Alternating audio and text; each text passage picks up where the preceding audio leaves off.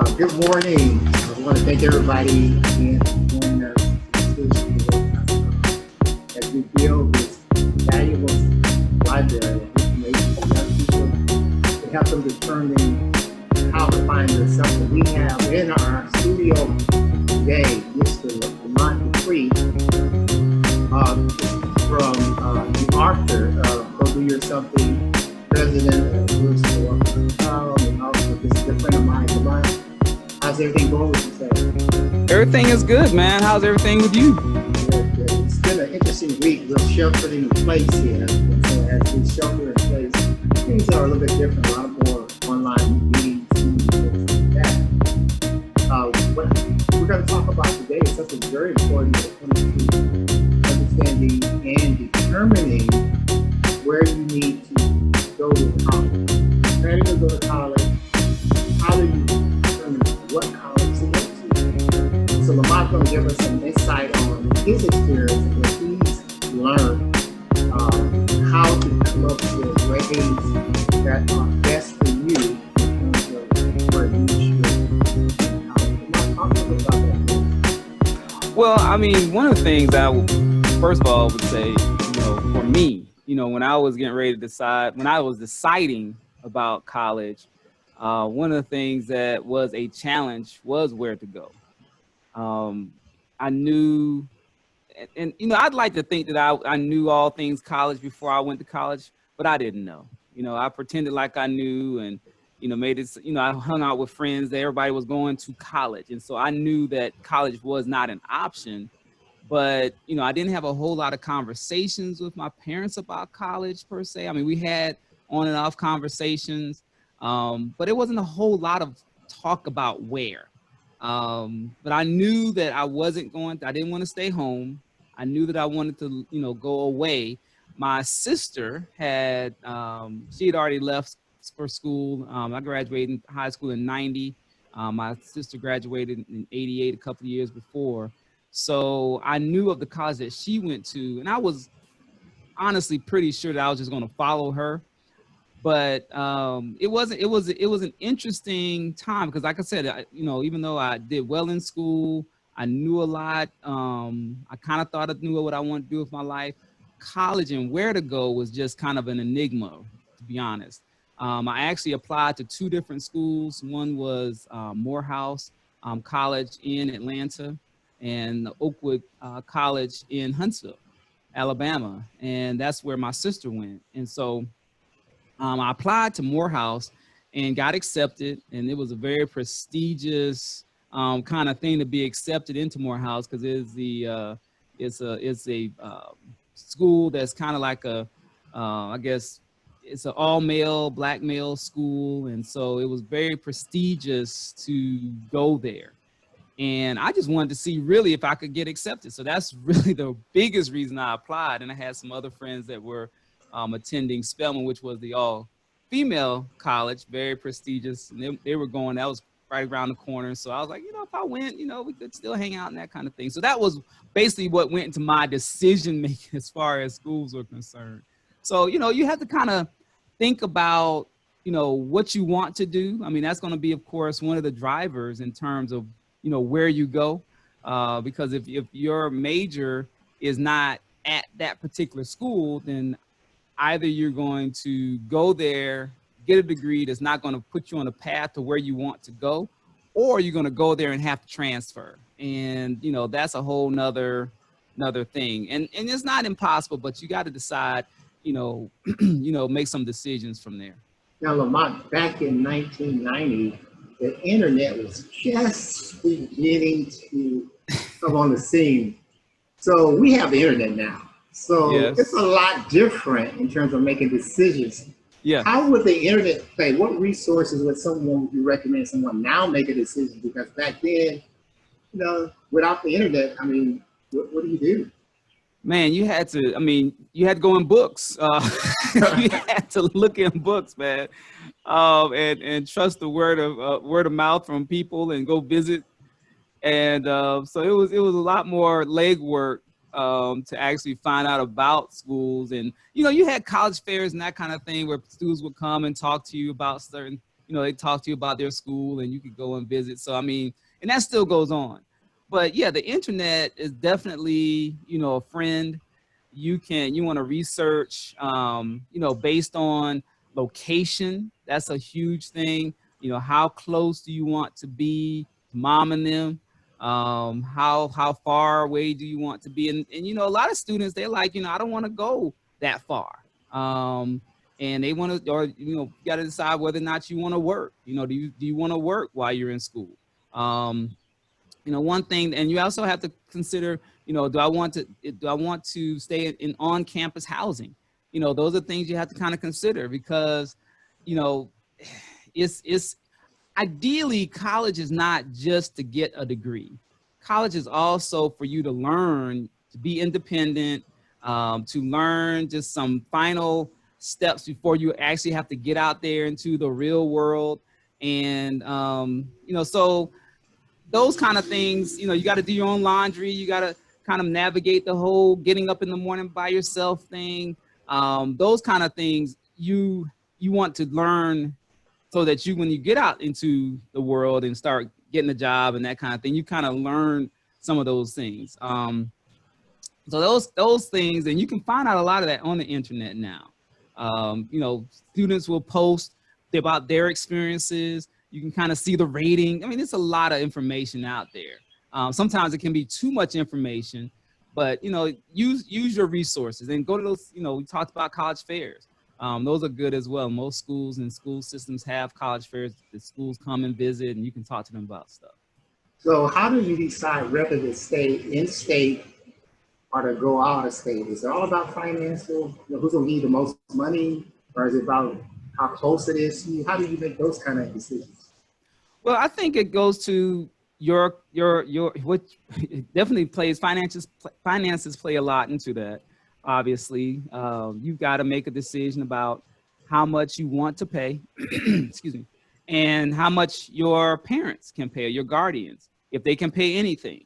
And generally, out-of-state tuition. I was from South Carolina. I went to a school in Alabama.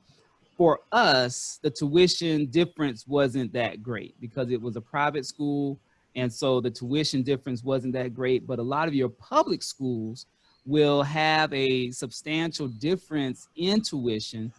So if you were to, you lived in California and you wanted to go to school in South Carolina, then there may be a substantial difference in out-of-state versus in-state tuition, because what the belief is that the taxpayers of that particular state have paid into the system. And so, if you're coming out of state, then you're going to pay a premium for attending that school. So you want to look at that and decide whether or not it's something that you can afford. Because I mean, if you get a full ride scholarship and it's out of state, then it really doesn't matter. You can go and make that decision to go to that school if that's where you really want to go.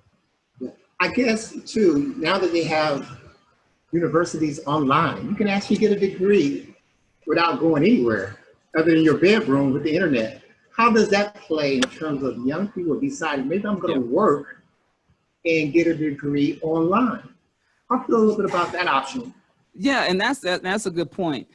A lot of schools are doing online. You can get a whole degree online, and I guess it just plays into, again, you're right. If you want to work and you want to have that flexibility, some schools will have it where you may have classes online where you can actually see the instructor, where you're sitting in your home or wherever and able to interact a little bit more, but you're not in a traditional classroom in a desk. Or they just put content out there and you can interact with the professor, asking questions via, chat or email.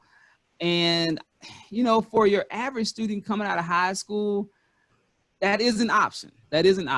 I'm not a fan of that option because I think that, the socialization that you get from being in a classroom and being able to sit in a classroom and talk to a professor and kind of interact with friends and people in your class, I think that's just key in terms of learning teamwork.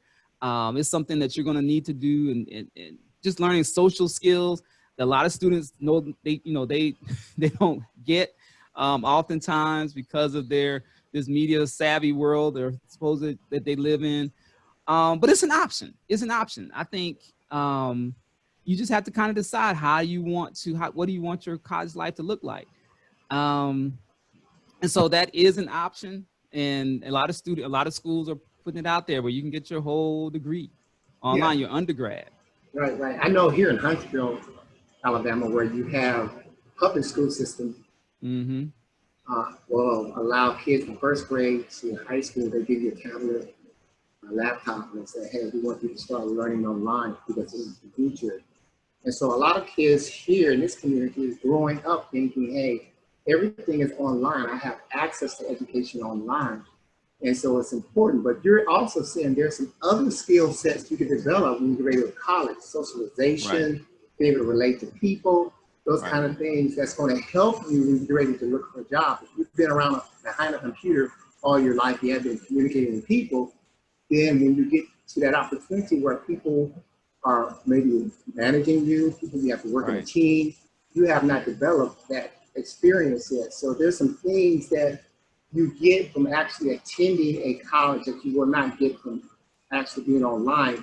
But it might cost you a little bit. You might have more flexibility by getting it online. Right. And sometimes you can get it, you might be able to get it quicker online too. If you're super smart, you're super talented, Mm-hmm. and you don't care that the fact that you're gonna be around people, you're not worried about that. You got a family that you're gonna be around. You can still go online and basically get your degree maybe in a quicker period of time that it's going to take because you work at your own pace, so you can really get in there and get it done and move on. It might not cost you as much. That is an option. Yeah. Yeah. And you need to have, yeah, you need to have conversations with different people, with parents, people like Lamont, Dupree, that can help you make those decisions. Which one's going to be better for you? Go ahead. Right. And like I said, now we talked in the previous session, everybody doesn't have to go to college, but everybody needs to be educated. And so it just depends on what you're striving to do, what degree, what career, what is your something, what is the thing that you are called to do, and what is the training involved to get to that point. And so that has to be a driver of that. And of course, at the end of the day, or at the beginning of the day, ideally, you want to have had that conversation with God and kind of say, okay, where do you want me to go to school? Because I've seen students that have gone away to college and, they went away from home for the first time and they lost their minds and they ended up in trouble and it wasn't a good thing where they were not able to finish school because of the path and decisions that they made. And so that has a play into it as well. I think maturity has a play into how far you go, what type of school, because if you go to a school that, is an open school, co-ed situations and that kind of thing, that could be a determinant. I know for me, one of the reasons I tell myself anyway that I didn't go to Morehouse was that it was a private school, but it wasn't necessarily it didn't have the religious, spiritual foundation that the school I ended up in at Oakwood that I ended up going to did. And I just see myself, it was in a large city. And that's, again, I think about that. So in a large city is around other college campuses. And, people, it was a place where you had, freedom and you had a lot of options. And I was a dude coming from a little small town and I could just see myself being in the bigger city, just like, man, this is good. So I think it was a positive thing that I made the decision. Again, you got to look at that and decide based on what you want ultimately. And so I saw the benefit of going to a smaller campus. I think we had maybe 1,400 students at the time total. And it was, like I said, it had a kind of a spiritual foundation. It was a school based on a denomination. And so you had to do worships. You were encouraged to go to church, and there were some things you had to do that you wouldn't do at other schools. And so, not to say there weren't temptations there and things to get into and people didn't get in trouble. Yes, they did. But for me, I was able to have some other options and get around people that were making positive decisions. And so it was just my decision to, what set of friends was I going to hang out with? And I think that plays a role into it as well. Yeah, I think socialization is important. I know when you talk about Morehouse, that is a prestigious national Black HBCU, and I understand that Denzel Washington, his son, went to Morehouse. There's a lot of people send their kids to Morehouse, so you can get caught up. That's a big decision. So a lot of times, if you're going out of state and you're on a scholarship, right, you got to stay focused. You can't right. go over Exactly. there having fun and get lost in what's happening, socialization, that you don't keep your grades, because if you don't keep the grades up, you can lose your scholarship, and that means you're on your own. So if you're a kid that's going to college on a scholarship, you got to really be focused to make sure that you're going to keep those grades where they need to be, because your scholarship is being paid by your ability to focus. Yeah. And one thing that you can do now, and you talked about the internet at the beginning of this, you can, it's crazy because you can see schools rated as party schools and not party schools. So if you, if you want to just, find a party school, and you'll talk to students and say, oh yeah, that's a party school. And so you got to make a decision whether or not that's the environment you want to find yourself in. Is that, do you see yourself being able to focus and do what you need to do in that environment? Some schools allow alcohol on campus, some don't. Some schools will have a certain curfew, some don't. And some of those schools just to see you as an adult, and so they don't set any boundaries. And some schools do. Do you need boundaries? When we were sending our son, my son is now a junior. He just finished up his sophomore year, which is really crazy. But he just finished up his sophomore year. And, one of the decisions that we had going into it was, and it was his decision, but he knew he wanted to go to a smaller school. He knew he wanted to, ultimately, he wanted to go to an HBCU, which stands for Historically Black College or University. And so that narrowed his choices. He was initially going to go away to school at Tuskegee in another part of Alabama. But ultimately, he decided to go to Oakwood University, which just happened to be my alma mater, but that wasn't why he chose it. There were some other factors that really, he made a decision, and it's been a good decision for him. And it had his major, had what, he needed as far as, and he stays on campus. So even though it's not too far away, he stays on campus, and it's been a positive situation for him. But again, it's not for everybody. And I would not tell everybody that, one school is just the end of all schools for you to go. And I would encourage students not to go to a school based simply on legacy. What I mean by that is my parents went there and their parents' parents went there. And, so I got to go there. That, be cautious of that. I know that there's some perks to legacy, but, you got to make a decision, because if your major's not there and that's not where your heart is, you can make a different decision than based on just solely my parents went there. Right. I know a lot of parents, I call them helicopter parents, when it comes down to that legacy, they might say, you might want to go to another college, but my money's going to my alma mater. Right. So if you you hear that. Yes. And you want your college paid for, you will go to this school. So the kid is like, wow. Yeah. Wow. And that and legacy thing is real. It is real. It is real. And so you have to make a decision. Do I want to just get this paid for and then later on do what I want to do? Right. But young people have to make some really positive decisions. Before we close, Mike, any other things on your mind in terms of determining where to attend, in-state, out-of-state, online, making sure that you do have a scholarship? Are you following the money because that school's going to pay everything, or do you need to be somewhere closer where you're around family and friends, more spiritual environment? How to wrap this all up? Give us your final thoughts on where to go to college. I would say, definitely you have to look at tuition and costs. What can you afford to do? Then once you kind of go from there, look at the schools that you're interested in terms of proximity to your home. Look at that. You want to look at, again, the overall environment of the school itself, kind of decide, what type of school you want to go to. What size of school would you like to go to? Do you want to go to a private school versus public school?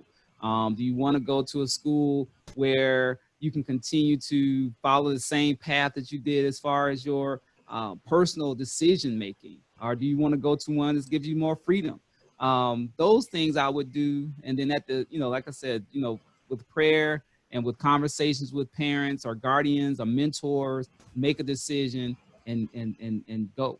And you can, and one thing that's key is that you can, if that doesn't work out, you can transfer to another situation if that one doesn't work. That's not the best decision, but you can do that if it doesn't work out. But don't give up, keep trying. Okay, Lamont. Well, you got to keep going. Yeah, thanks a lot so much for that insight. We just had a 10-minute chat with Lamont with you. Author of Go Do Your Something, helping young people decide to find their gifts and their passion and abilities. Here at stewardshipofwealth.com, we believe that it doesn't matter if you earn $5,000 a year, $50,000 a year, or even $500,000 a year. We believe that you can become a better steward of your wealth. And we define wealth holistically, not just your money, but also your time. How are you spending your time? How are you managing your time in terms of what you're doing, your goals and aspirations? Also your talents, your gifts and abilities. You're able to walk into your gifts and understand what God has put inside of you and shape you to do. So again, thank you so much. Keep praying, keep believing with God. All things are possible.